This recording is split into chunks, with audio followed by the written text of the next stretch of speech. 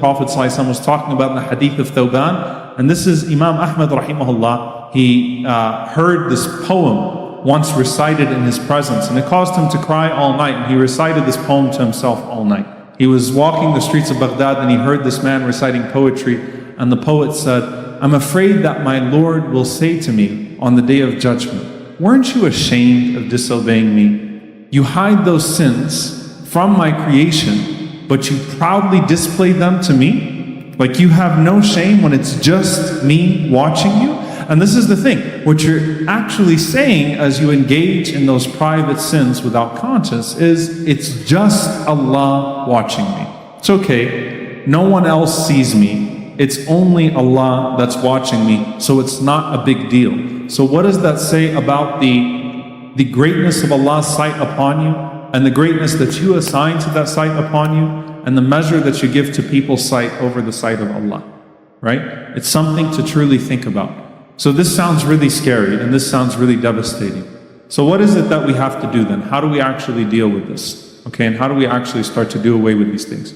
For one, make sure that you distance yourself from the possibility of committing those sins in public and in private. Put barriers between you and sin, distance between you and sin.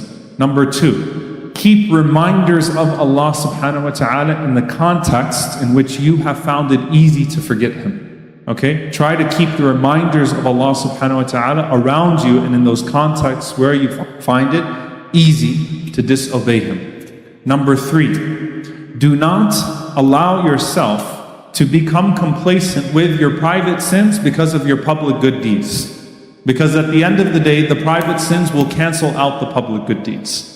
Okay, once you hear that train of thought inside of you and say, you know what, well, at least I do this, then stop it right away. Number four, fight those sins privately as much as you can. And then that goes into number five, because I said not all public sins are the same. If you cannot overcome a sin in private, then get help. Seek advice, seek nasiha, seek someone who can help you get over that sin. Okay? That is actually a praiseworthy form of publicizing is really the wrong word, but informing someone else, because you're not removing the cover of Allah subhanahu wa ta'ala as a matter of boastfulness. You're seeking the help of someone to help you beautify yourself in the sight of He whose sight is most important to you. So get help. Try to find someone to help you. Do what you can to do so, and do it not in a way that's proud, but with shyness in the sight of Allah subhanahu wa ta'ala. Ya Allah, I'm trying to get rid of these sins, but I'm having a very difficult time. So I need to get help.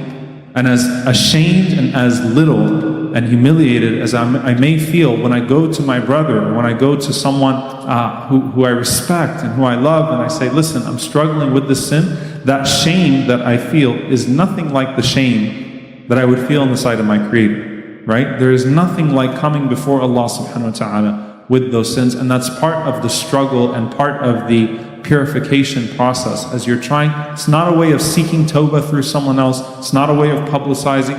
It's because I've tried to quit something that I'm finding myself unable to quit, and it's more important to me to appear before Allah subhanahu wa ta'ala on the Day of Judgment pleasing than it is to maintain my full pride and my ego and my, and my appearance in this world to other people.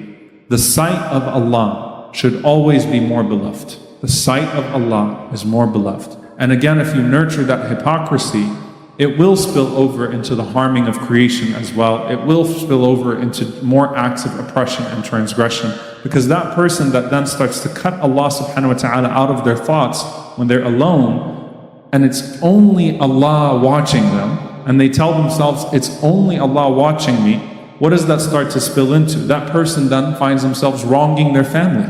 Why? Because no one else sees what I'm doing to my spouse. So what's the big deal? No one else sees it. So that hypocrisy grows, and the extent of that hypocrisy grows not only in the heart, but the consequences of that growing hypocrisy also grows. Allah subhanahu wa ta'ala is merciful.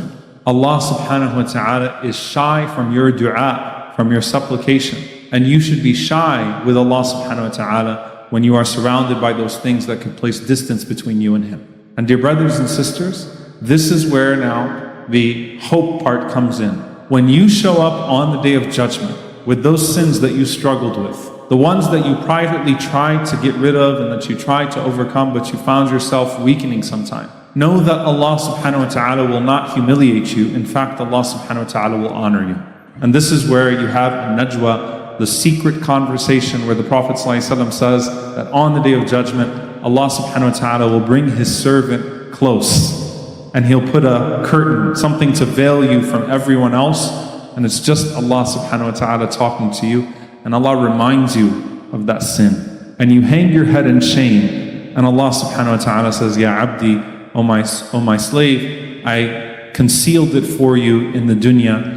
And I will forgive it for you in this hereafter as well. No one's ever going to know about it. You are forgiven. Go free. That's that person that felt shy, that really wanted to be beautiful in the sight of Allah subhanahu wa ta'ala in the masjid, when they're with the community, outside at work, in the stores, or whatever it may be, in the way that they deal with their spouses and their children and their family, and in the way that they ultimately deal with Allah subhanahu wa ta'ala when they're all alone with Him. May Allah subhanahu wa ta'ala purify our private lives, our public lives. May Allah subhanahu wa ta'ala allow us to be truly beautiful in His sight, inside out. May Allah subhanahu wa ta'ala allow us to be amongst those that not only restrain themselves from acts of disobedience in private, but strive for acts of worship in private as well. Allahumma ameen.